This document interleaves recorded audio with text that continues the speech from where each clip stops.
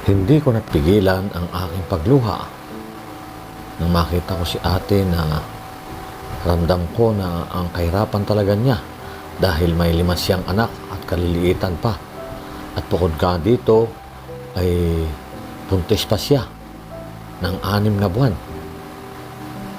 Ang trabaho niya ay nagpapaparking ng sakyan at ang asawa rin daw naman niya ay ganun din. At pag walang trabaho at nagsisiksikan sila sa maliit lamang na bahay, naabutan ko sila dito sa may Jollibee. Kaya tunghayan po natin ang kwento ni Ate Lisel.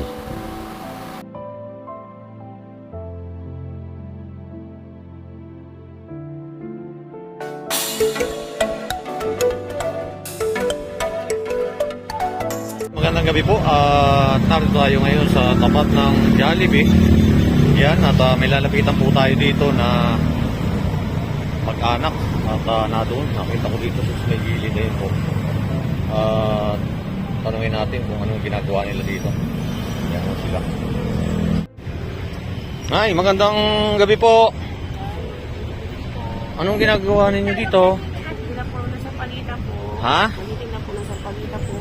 Anong pangalan nun ninyo? Lisel po. Ha? Lisel. Lisel. O yung mga anak ninyo ito? Gabi ka to. Paano yan? Dito kayo natutulog? Minsan po dito po kami natutulog kasi yung bahay po namin wala pong ilaw. Marami pong lamok. Marami pong pagatang lamok po yun. Eh yun, yung isang bata na yun, anak din ninyo? Ano ko po yan, yung kasama ko lang po dito magtinda po yan, may sa palita po. Pag wala po yung asawa ko, ako po yung nagpaparking dito sa Jollibee po. Kumisan, ikaw yung nagpapaparking dito. Opo. Ito, malapit kami dito sa Jollibee. Yan. Pag wala po siyang pasok, siya po Ayan. nagpaparking. Kumain na ba ho kayo? Hindi pa po, kasi wala pa po kami benta. Itong mga bata na ito, nakakapag-aral ba yan? Hindi pa po. Hindi pa, mga ilang taon na ba yan? Isang 3 tsaka 2 po. Yung isang yon, 6 years old po. hindi, bali, Ano lang po yan, kasama ko lang po yan dito magtinda po. kasama lang yung pagtitinda. Oo. Ayan, naabutan ko dito si ate. Marami na kayo nabinta. Oo, di pa lang po. Parang buntis pa si ate. Buntis na po, 6 months po. Anong oras pa kayo dito kanina ate? Magsisimula po kami 3 po ng hapon hanggang minsan 12 po ng gabi. Mainit pa, pagkatapos ngayon 7 pa lang. Tapos 12 po ng gabi po ang uwi namin. Ganun. Hindi pa pala kayo nakain? Hindi po po kasi wala po aming benta. Kukunti pa lang po benta po namin. Anong oras kayo uwi? Alis dito? Mga po alis 12 po. Alis 12, mga bata, malalamigan na yan dyan. Ano po talaga, kasi kung hindi po kayo mag-ano po, wala po kami kakainin po bukas. Ito ba talaga lang lagi ang ginagawa nyo dito sa araw-araw? Lima po yung anak ko, yung 3 po nasa Robinson. Nasaan po. si tatay? Sa parking po. Papaparking din. Pag wala po siyang paso. Ano ulit ang pangalan nyo? Lisel po. Lisel. Marantal po. Ilan taon na po kayo ate? 33 po. Bata pa pala ni ate. Ilan ang anak nyo? 5? Tatlo po nasa Robinson Galleria po. Ay, kumain muna kayo. Ha? Wala pa po kami. Hindi, kumain kayo doon. Daling ko kayo sa loob ng Jollibee. Okay ba sa inyo? Ha? Pwede ba kayo pumasok doon? Ha? Naman po.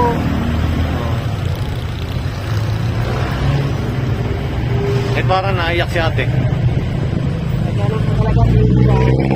Ha? Natsaga lang po kami dito. Ayan. Pwede ba siya makapasok ng mga bata? Makainin doon? Alangan naman dito lang kayo dito kumain. Natutulog kaso tutulog. Bilhin na lang ako doon. Gusto ninyo? Ano ang order ninyo? Hindi na po bahala. Anong orderin? Hindi na po bahala. Bali, ilan? 3 order siguro. Ganon. Papasok po tayo dito. Tayo na. Ha? Wala na? Wala na mga daw sisig. May burgers. Ayan, at habang inantay po natin yung order, ay dito muna tayo, standby. At yun nga, nakita ko yung pag-anak na talagang alam ko na hirap talaga sila sa buhay. At sana marating ko nga yung bahay din nila para kung paano ay maabutan ko na konting tulong. Sana.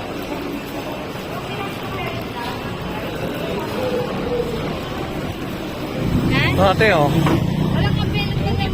Walang available na chicken na. Pasensya na kayo, ha? Dumating na. Ha? Nasa tricycle rin. Oo. Ngayon pala. Wala akong available. Yan, kain po kayo, ate. Maraming salamat po. Pasensya na kung yan lang nakayanan ko sa inyo, ha? Okay lang po. Kahit pa paano siya tutulog yung dalawang bata. Mamaya waiting po kami alas 12 po kasi. Wala bukas po magano po kami sa pagkita po eh. Kaya mo. Salamat po. Sige, ate. Kain po kayo. Ayun daw nga. Kain mo ng bata, natutulog. Kain. Wala, ayaw. French fries yan. Gugutom na yan eh, mga bata. Ilang taon na ba yung mga bata na yan? 3 years old po, 2 years old po.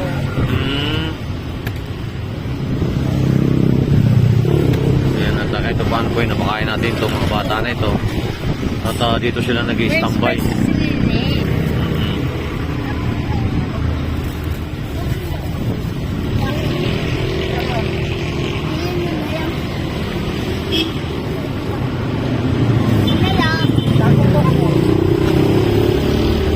Kain ka din. Sa'yo, saan? Ha? Ayan, kasama rin yung si... Ano pangalan mo? Loren. Loren. So, kasama rin si Loren. Kain. Ate.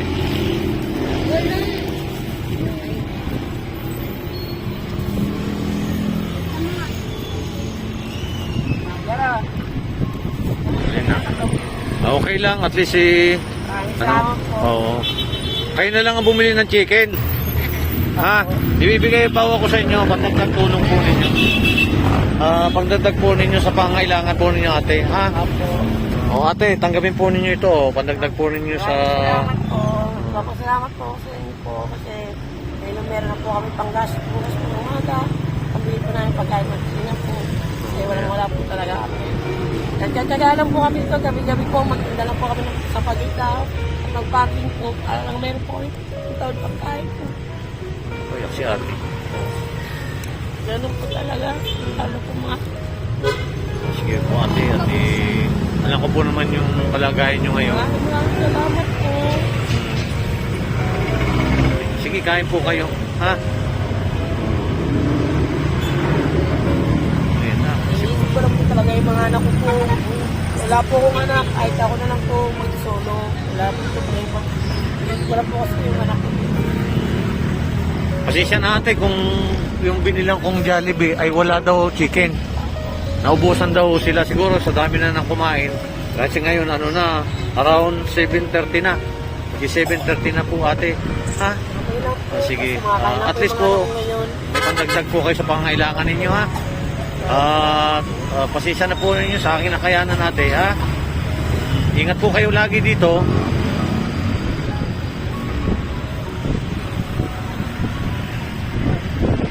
Yan.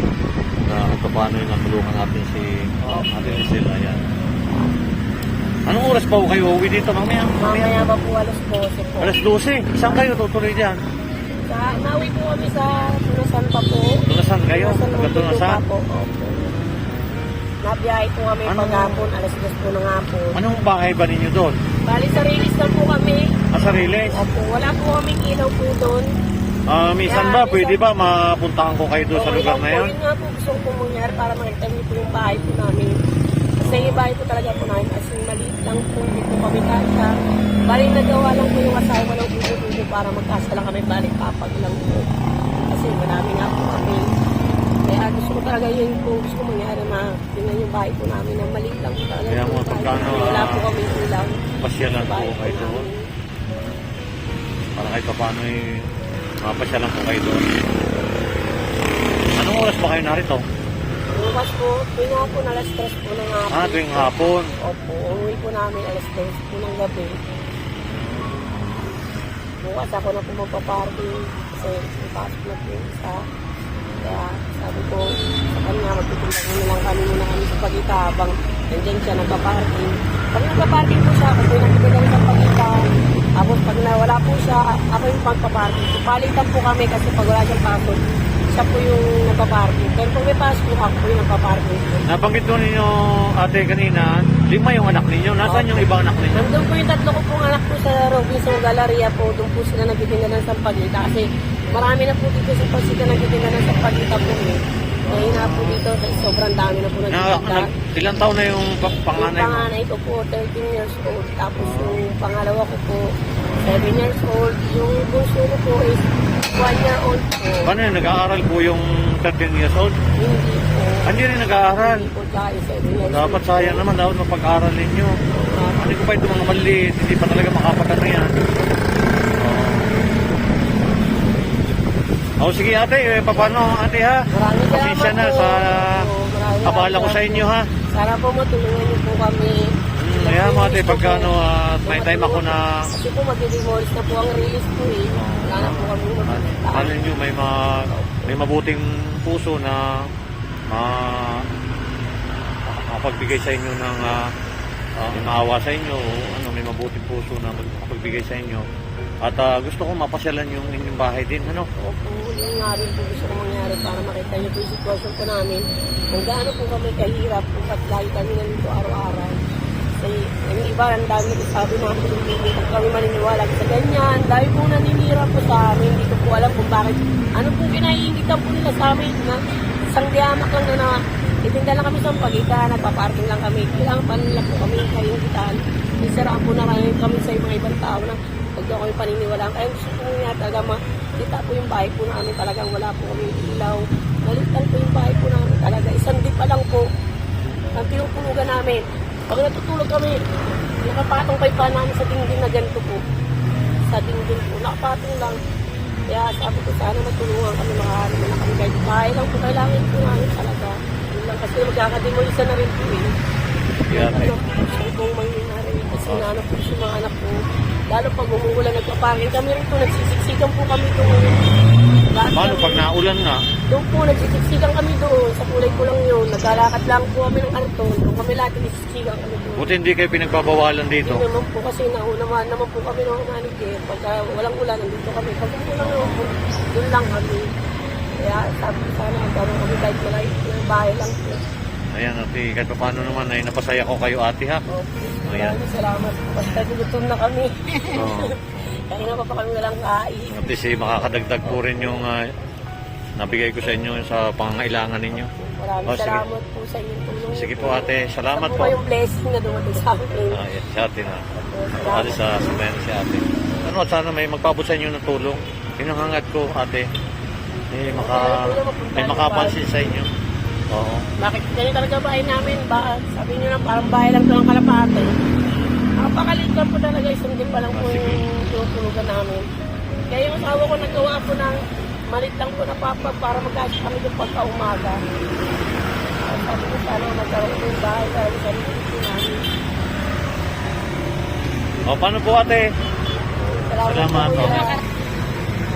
Ayan, maraming salamat po sa walang sawa niyo pagsubaybay sa aking YouTube channel at ingat po lagi tayo sa mga po tayo naroon. At kahit pa paano po napabot na natin ang tulong to sina ate. Yan. Sige po ate. Ayan po, maraming salamat po at ingat po lagi tayo sa mga po tayo naroon. God bless po sa inyo.